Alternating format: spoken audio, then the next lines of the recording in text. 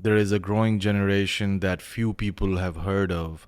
Within the next few years, they will outnumber the baby boomers, and many of them will live to see the 22nd century. अब आप लोग सोच रहे होंगे कि भाई मैं क्या ये बेबी बूमर्स और ये और वो बोल रहा हूँ, तो मैं एक्सप्लेन करता हूँ। भाई सारी जनरेशन्स जो होती हैं उनके अलग अलग नाम हैं, ठीक है। और मैं क्विकली अभी सारी जनरेशन्स कम से कम पिछले 100 साल की जो जनरेशन्स हैं, क्योंकि ज़ाहिर उन्हीं में से ज़्यादातर लोग इस वक्त ज़िंदा हैं, तो मैं उन सब के एक एक करके आपको नाम बता दूंगा और फिर मैं स्क्रीन के ऊपर उनको डिस्प्ले कर दूंगा, ताकि मूविंग फॉरवर्ड जो है वो आप, क्योंकि मैं बार बार रेफ़र करूंगा वीडियो में, तो ताकि आप कंफ्यूज ना हो कि भाई मैं कौन सी जनरेशन की बात कर रहा हूँ। पहली बात ये। दूसरी बात ये कि इस वीडियो में हम मेनली फोकस करेंगे जनरेशन अल्फ़ा के ऊपर, जो कि बेसिकली स्टार्ट होती है 2010 2011 से स्टार्ट होती है और 2025 तक की है। सो बेसिकली जो बच्चे अभी पैदा हो रहे हैं या जो होंगे अगले 1 साल में, तो उधर से लेके 14-15 साल तक के बच्चे। रीज़न यही है इस जनरेशन के ऊपर फोकस करने का, क्योंकि अब अपकमिंग अगले 5 सालों के अंदर यही जनरेशन आपको डोमिनेट करना शुरू कर देगी। जैसे मैंने कहा 2010 से अगर आप लगाएं तो अगले 4-5 सालों में ये सब 18-19 साल के होना शुरू हो जाएंगे और ये आपकी वर्कफोर्स के अंदर इंडक्ट होना शुरू हो जाएंगे, या आपको इकोनॉमिकली, आपको सोशली, कल्चरली, हर हिसाब से ये जनरेशन आपको आगे से लीड करना शुरू करेगी। तो इसलिए बड़ा इंपॉर्टेंट है इस जनरेशन को समझें, और ये पेरेंटिंग पॉइंट ऑफ व्यू से भी बड़ी इंपॉर्टेंट वीडियो है कि जब तक आप इस जनरेशन के दिमाग को नहीं समझेंगे, जब तक आप उनकी पेरेंटिंग किस तरीके से सही तरह कर पाएंगे, और ऑब्वियसली पेरेंटिंग में फॉल्ट्स आए तो फिर आगे ज़ाहिर है बच्चों में भी फॉल्ट्स आते हैं। तो अब सबसे पहले शुरू करते हैं कि मैं आपको डिफरेंट जनरेशन्स के जो है वो नाम बता दूं, और अगेन मैं यहाँ पे अभी डिस्प्ले करना भी शुरू कर दूंगा उनको।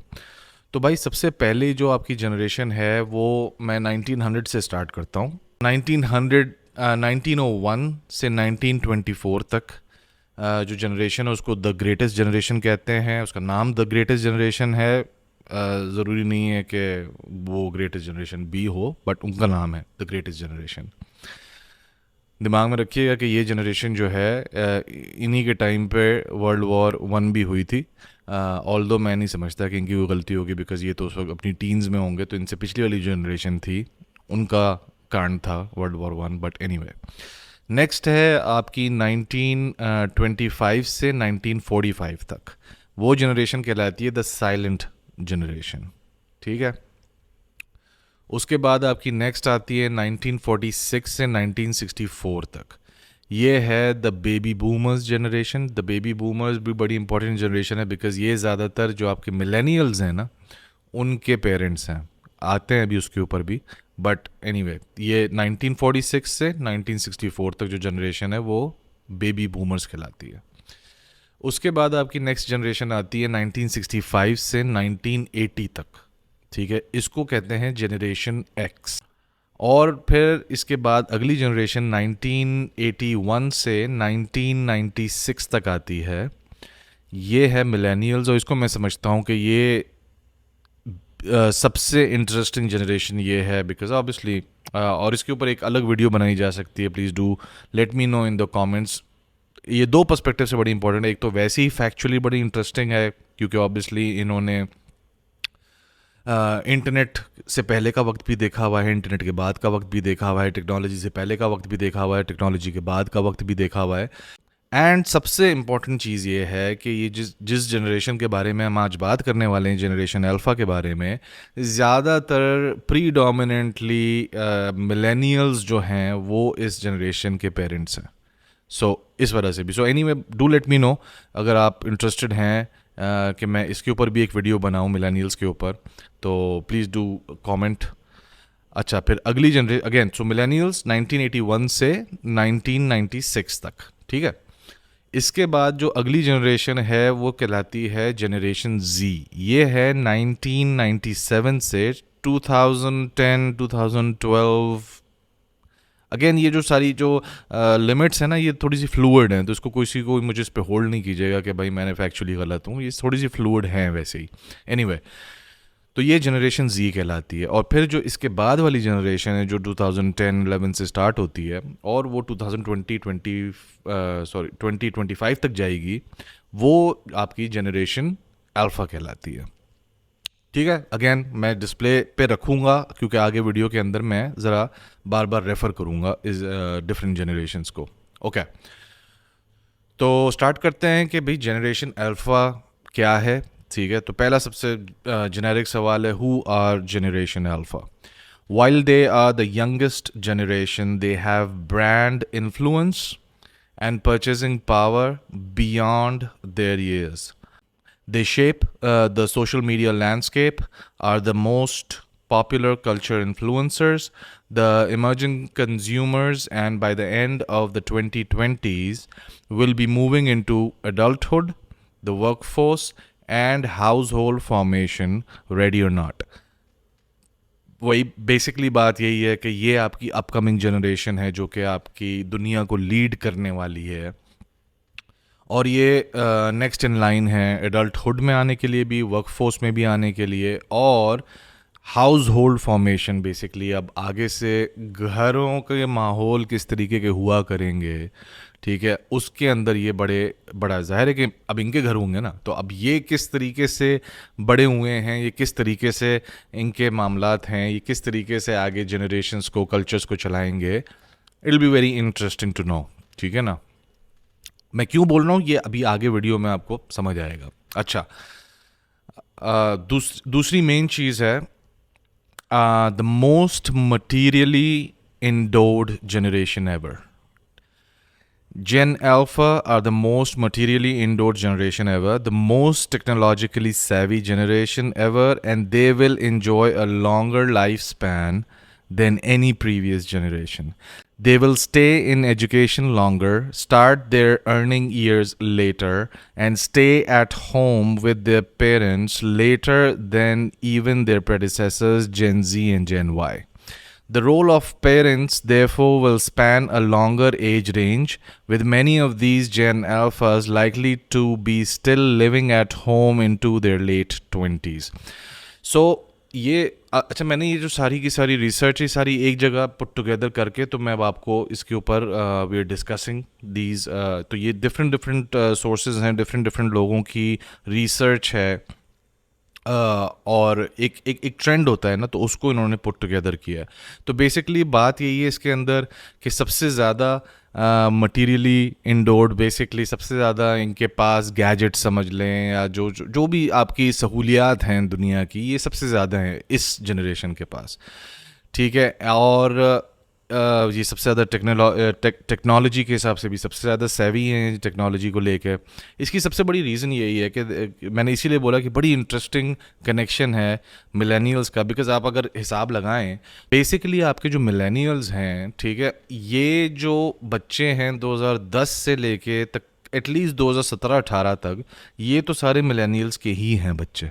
ठीक है, क्योंकि जिस तरह मैंने कहा कि जो इससे पिछली जनरेशन है जो जनरेशन जी कहलाती है, वो है 1996-97 से लेके 2010-11 तक। ठीक है, तो भाई जो 1997-98 में पैदा हुआ होगा, ठीक है, तो वो 2010-2012 में कितना 14-15 साल का होगा।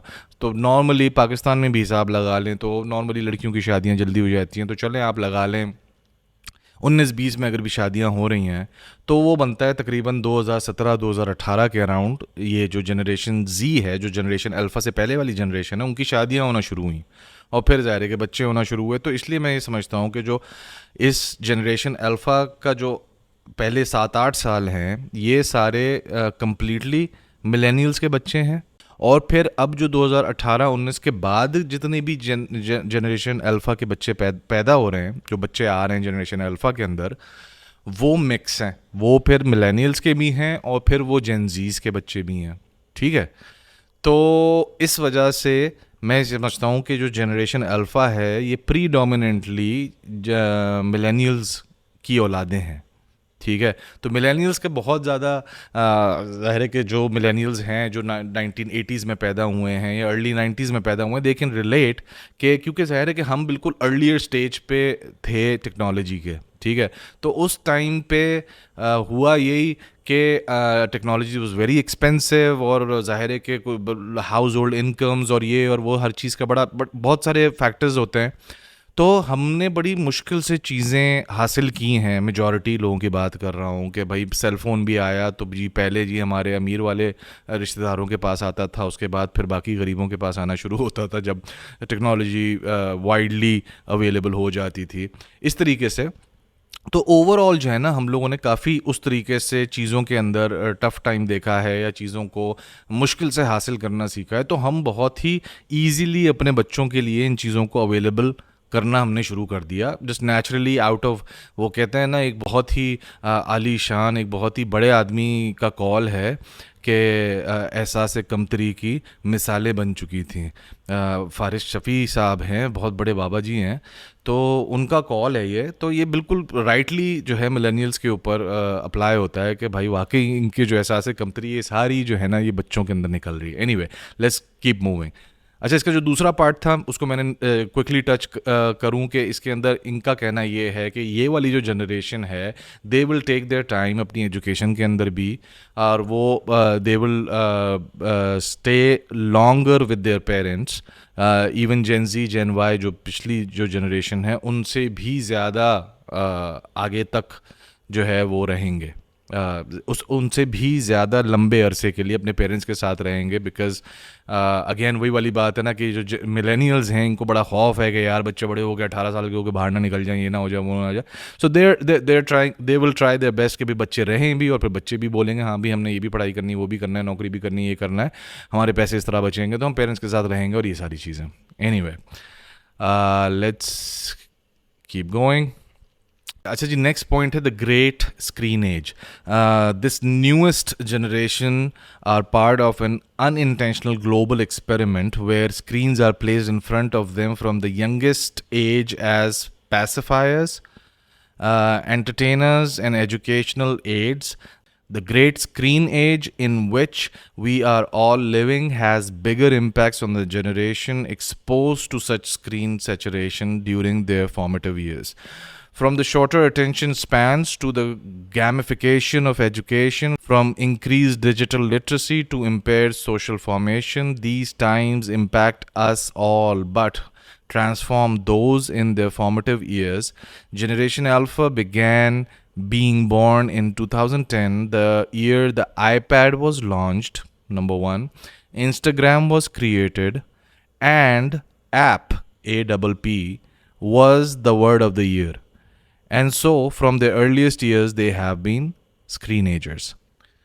So, very interesting कोइंसिडेंस है। आईपैड उस साल में लॉन्च हुआ था, ऐप जो था वो वर्ड ऑफ द ईयर था। So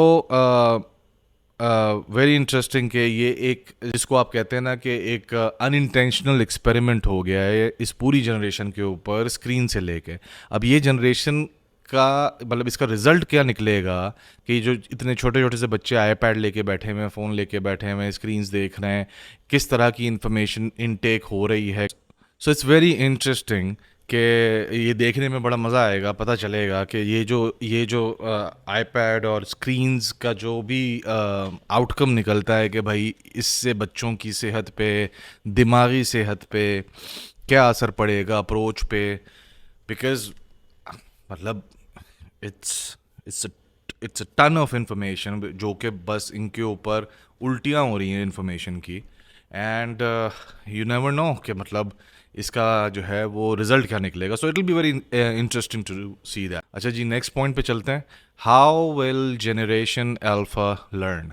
okay, with the increase in screen and technology, there is no doubt that Generation Alpha will feel this influence in their schooling. For many, their childhood likely involved doing things that were new experiences, like taking piano classes, playing sports with friends, or reading books. These experiences helped shape them because they were engaging and gave opportunities to learn. While this is likely to happen, still, the way Generation Alpha learn involves technology and has become more advanced and accessible through devices such as smartphones and tablets. This is already a trend among their forerunners, Gen Z, with TikTok 42%, the third most engaged with platform by students to teach themselves new skills, coming in above parents 39%. More people than ever, especially the emerging generations, have access to information about anything with the rise of the internet.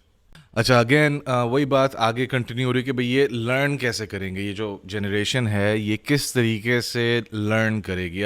जो पिछली generations थी वो बाहर जाके खेला करती थी, गलियों में खेल रहे हैं, क्रिकेट हो रही है, बेसबॉल हो रही है, टेनिस, बैडमिंटन, जो जो भी स्पोर्ट्स हो रहे हैं, कुछ नहीं है तो अपना ही खेल रहे हैं बैठ के लॉन के अंदर, या कोई भी इस तरह की चीज़, अपना कोई गार्डन है पीछे घर में या बैकयार्ड है, कुछ भी है. So they are figuring out ways to do more things. ये जो जनरेशन है they are learning more from technology. ठीक है, वो दूसरों को खेलता देख रहे हैं.